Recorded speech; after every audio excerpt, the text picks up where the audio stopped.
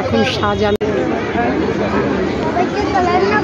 আজকে রথযাত্রা, জগন্নাথ দেবকে জামা টামা পরিয়ে সাজিয়ে গুছিয়ে দিয়েছি। এখন ফল মিষ্টি দিলাম, এরপরে একটু ভোগ দেব।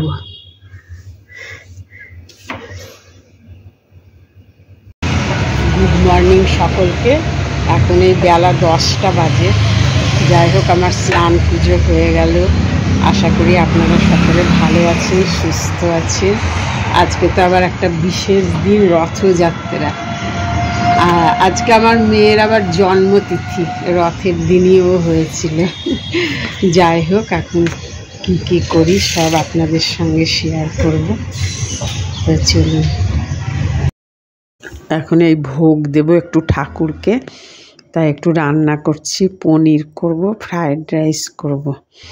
এই যে ভোগ নিবেদন করলাম জগন্নাথ দেবকে। এই যে প্রত্যেক বছরই দিই, এই অল্প করে একটু করি বাড়িতে। কি গরম পড়েছে আজকে। আমাদের দিল্লিতে তো বৃষ্টি নয়, কলকাতায় বোধহয় বৃষ্টি হচ্ছে। তাই রেডি হয়ে গেলাম, বাড়িতে পুজো টুজো করে এখন যাচ্ছি হসকাসে। ওখানে হচ্ছে সব থেকে বড় রথ আর কি, জগন্নাথ দেবের মন্দির, ভোগও দেয়। তো ওখানে যাচ্ছি, লাস্ট ইয়ারেও গেছিলাম।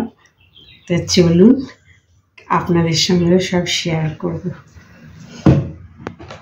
এখানে শিব মন্দিরেও হয় রথ, যাই, যদি পারি ওখানেও যাব, একবার দেখে আসি। সিআর পার্ক কালী মন্দিরে চলে এসেছি। রথটাকে এখন সাজাচ্ছে, এই যে বিকালবেলায়, তারপরে সাজানো হয়ে গেলে সব টানবে।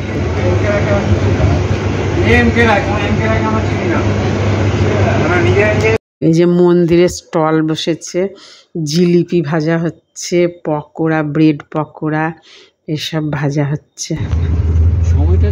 আমরা এবার কালী মন্দির থেকে বেরিয়ে হসকাস, যে জগন্নাথ দেবের মন্দিরটা আছে যেখানে সবচেয়ে বড় রথ হয়, সেখানে যাচ্ছি। ঘুরে এলাম, মন্দিরেও গেছিলাম, মন্দিরের রথটা সাজাচ্ছে। আর হসকাসে যেটা বড়, ওটা বন্ধ হয়ে গেছে। লাস্ট ইয়ারে খুব তাড়াতাড়ি গেছিলাম, 11টার সময়। এবার তো দেরি হয়ে গেছে, না 1টা বেজে গেছে। এদিকের গেট বন্ধ করে দিয়েছে, তারপরে আমার মনে হয় ভোগও বন্ধ করে দিয়েছে। ওখানে উড়িয়াদের প্রচুর ভিড় হয়, বড় রথ না হয় ওখানে। যাই হোক, বিকালবেলায় আবার যাব, মন্দিরের রথ নিয়ে বেরোবে, রথ সাজাবে, তো বিকালে যাব। রেডি হয়ে গেলাম, এখন ওই মন্দিরে যাব। মন্দিরে 8টার সময় ভোগ দেয় রাত্রি, কারণ রথটাকে পুরো ঘুরিয়ে যখন আবার নিয়ে আসে মন্দিরে, তারপরে ভোগটা রান্না হয়। যাই হোক, 8টার সময় ভোগ দেয়, তো মন্দিরে ভোগ আনবো, রথও টানবো। আজকে তো রথ টানাও হয়নি দিনের বেলায়, তো এখনই যাব। এখনই 7:30 বাজে। তো চলুন, মিঠু এলেই বেরোবো, মিঠুর অপেক্ষায় আছি। মিঠু আসুক। আজকে রথের মেলা, রথের দিনে পাঁপড় ভাজাও খেতে হয়, সে বাড়িতেই খাবো। চলে এলাম মন্দিরে। কি সুন্দর সাজিয়েছে রথটাকে, দারুণ সাজিয়েছে। এই যে সামনের দিকেই এসছি, একটু টানলাম রথটা।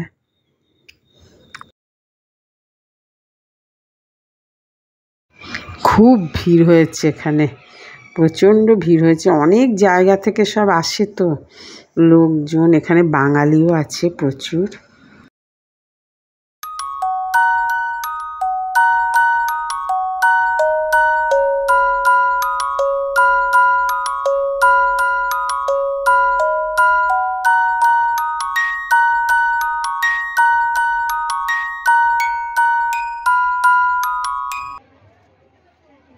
প্রচণ্ড ভিড় হয়েছে, এই যে লোকে লোকারণ্য। তারপরে এই যে ভোগেরও সব লাইন দিয়েছে, ভোগ নেবে। খুব ভিড় হয়েছে এখানে, সব ভোগের লাইন পড়েছে। যাই হোক।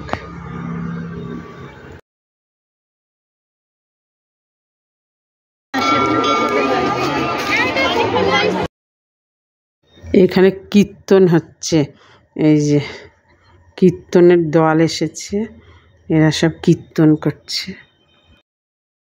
এই যে ভোগ নিয়ে এলাম মন্দির থেকে, ভোগে দেখছি কি আছে।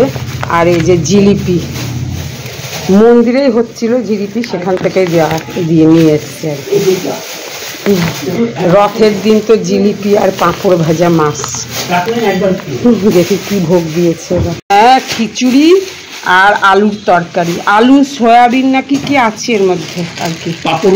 হ্যাঁ, খুব সুন্দর, দারুণ, একদম গরম ভোগটা।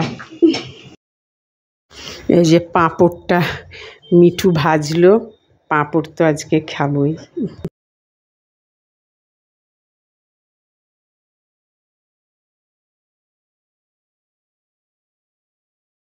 রথের দিনে পাঁপড় ভাজা তো খেতেই, না খেলে ভালো লাগে না।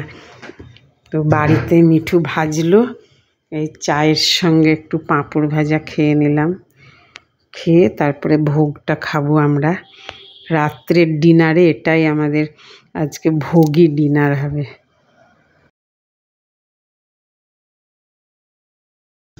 যাই হোক, ডিনার হয়ে গেল। ডিনার তো ওই ভোগই খেলাম আজকে রাত্রে। অনেক ভোগ দিয়েছে, সবাইকে দিলাম। আর ভোগটা এত টেস্টি হয়েছিল, দারুণ। যাই হোক, এখন 9টা বাজে, আমাদের তো ডিনার তাড়াতাড়ি হয়ে যায়। আর দিনের বেলায় তো বাড়িতে যে ভোগ করেছিলাম সেটাই খেয়েছিলাম লাঞ্চে। হজকাজ তো বন্ধ হয়ে গেছিলো, আমরা তো দেরিতে গেছি 1টার সময়, ওখানে তাড়াতাড়ি যেতে হয় 10:30 11টার মধ্যে। আর যাই হোক, ভালোই কাটলো রথের দিনটা আমাদের। তো ভিডিওটা এখানেই এন্ড করছি, আর আবার আসবো নতুন ব্লগে নতুন ভিডিও নিয়ে। আপনারা ভালো থাকবেন, সুস্থ থাকবেন। আর ভিডিওটা ভালো লাগলে লাইক, শেয়ার, সাবস্ক্রাইব করে দেবেন। Tata, good night.